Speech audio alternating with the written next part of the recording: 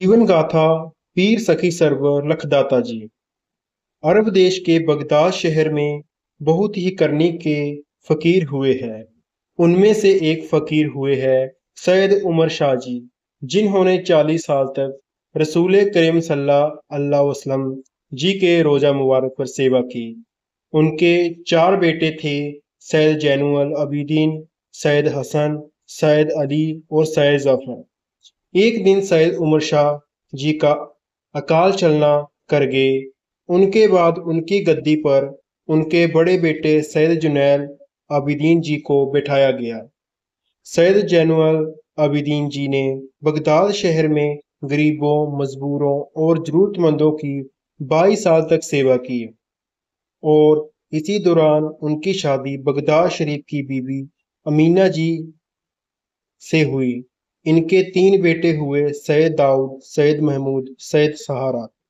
22 साल की सेवा निभाने के बाद एक दिन सैयद जैनुल आबिदीन जी अपने रूहानी गुरु जी के हुक्म से बगदाद शरीफ छोड़कर मुल्तान के पास पड़ते गांव शाहकोट में परिवार समेत रखकर अपना डेरा जमाया।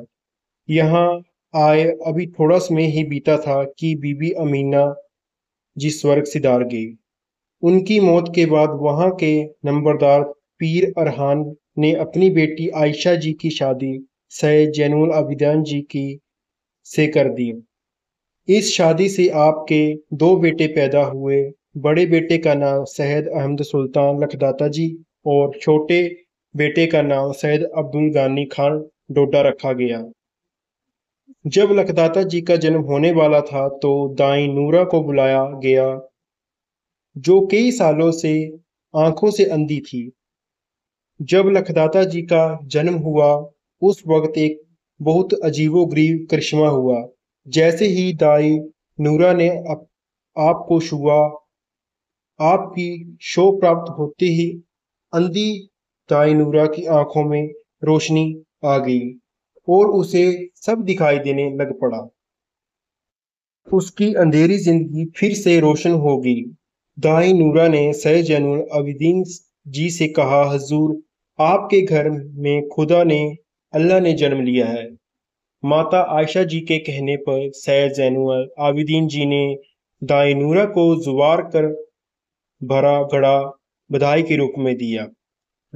घड़ा सिर पर उठाकर दाई नूरा खुशी खुशी घर की तरफ चल पड़ी। रास्ते में ख्याल आया, क्यों न ज्वार बेचकर घर का राशन ले लूं।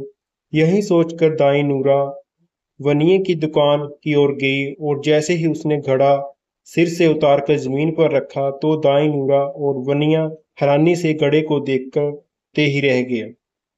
जो घड़ा ज्वार से भरा हुआ था उसमें से सतरंगी रोशनी निकल रही थी और उनकी रोशनी से सारी दुकान जगमगा उठी, यानी जुवार के दाने हीरे जुरात बन गए। उसी दिन से आपका नाम लाला वाला पीर पड़ गया। रूहानियत की शिक्षा आपने अपने पिताजी से हासिल की और आगे की शिक्षा आपने लाहौर के सैयद मोहम्मद इसहाक जी से प्राप्त की। लखदाता जी ने फैज की शिक्षा तसव्वुफ की दुनिया के तीन बड़े सिलसिलों से, यानी कदारियों, चिश्तियों और सुहरवर्दियों से हासिल की। जन्म के समय लखदाता जी का नाम सैयद अहमद सुल्तान रखा गया। आपके सभी नामों में से सखी सरवर नाम ज्यादा प्रचलित है, क्योंकि आप इतने ज्यादा दरिया दिल थे।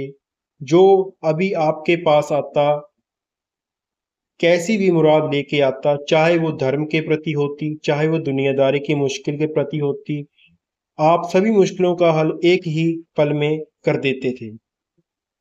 लखदाता जी का एक किस्सा बहुत मशहूर है। जब लखदाता जी की शादी हुई और आपको जो भी दहेज में मिला वो सब आपने गरीबों और जरूरतमंदों में बांट दिया।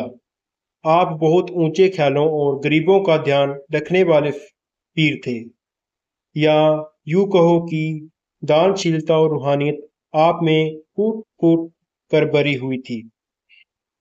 जो भी जरूरतमंद आपके पास आता आप उसकी आस मुराद पूरी करते, इसीलिए आपका नाम सखी सरवर पड़ा।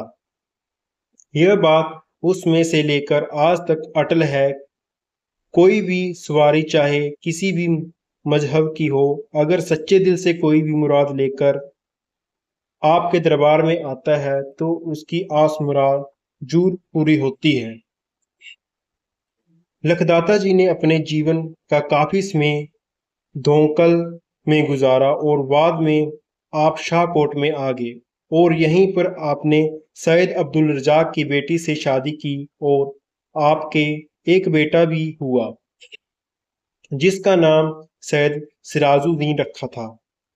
उसके बाद आपने दूसरी शादी मुल्तान के राजा घणो पठान जी की बेटी से की। लखदाता जी कई साल अपने पिताजी सैयद जैनुल आबिदीन, माता आयशा जी और भाइयों के साथ शाहकोट में ही रहे और दीन दुखियों की सेवा करते रहे। यहीं पर आपके पिताजी, माता जी और भाई अल्लाह को प्यारे हो गए और उनके मज़ार शाहकोट में ही स्थित है।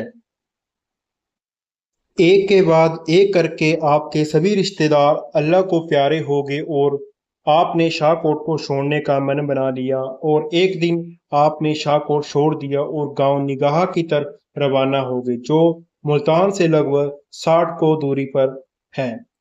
जब आप निगाह की तरफ रवाना हुए तो उस वक्त आपके साथ आपकी पत्नी बीबी बाई जी, आपका बेटा सैयद सिराजुद्दीन जो सैयद राज के नाम से भी प्रसिद्ध है वो, और आपके छोटे भाई खान डोडा जी भी आपके साथ थे।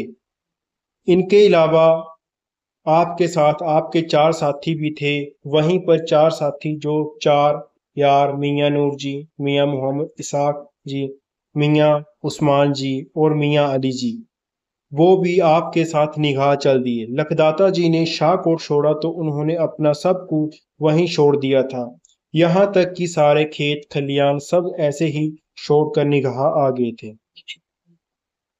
लखदाता जी ने गांव निगाह में आकर डेरा जमा लिया और यहीं एक झोंपड़ी बनाकर सारी जिंदगी खुदा की इबादत करते हुए गरीबों, मजलूमों और जरूरतमंदों की सेवा करते हुए अपना जीवन निछावर कर दिया।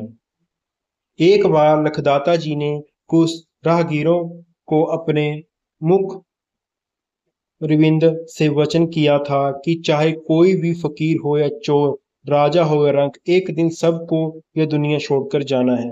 बस फर्क सिर्फ इतना है कि इंसान का जीना और मरना होता है और जो पूर्ण पीर फकीर संत गुरु होते हैं उनका आना जाना होता है।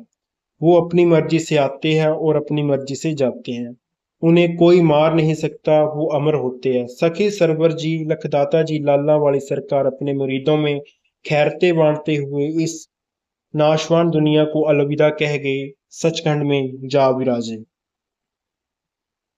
लखदाता जी ने अपने मुरीदों से वचन किया कि हमारे इस दुनिया के छोड़ देने के बाद भी सब की मुरादें पूरी होगी। अगर कोई भी इंसान किसी भी मजहब का हो, अगर उन्हें सच्चे दिल से याद करेगा तो लखदाता जी उसकी आस मुराद जरूर पूरी करेंगे। समय के हुक्मरानों ने देश का बंटवारा तो कर दिया लेकिन लखदाता जी के मुरीदों की श्रद्धा का बंटवारा नहीं कर सके। इसीलिए आज भी दोनों देश में लखदाता जी के नाम के मेले लगते हैं और चिराग रोशन होते। जयकारा लखदाता सच्ची सरकार जी दा, बोल सच्चे दरबार की जय। अगर आपको वीडियो बाबा जी का इतिहास अच्छा लगा तो चैनल को जरूर सब्सक्राइब करें और इसी तरह की वीडियो देखने के लिए हमारे चैनल को जरूर सब्सक्राइब और शेयर करें। Thank you so much.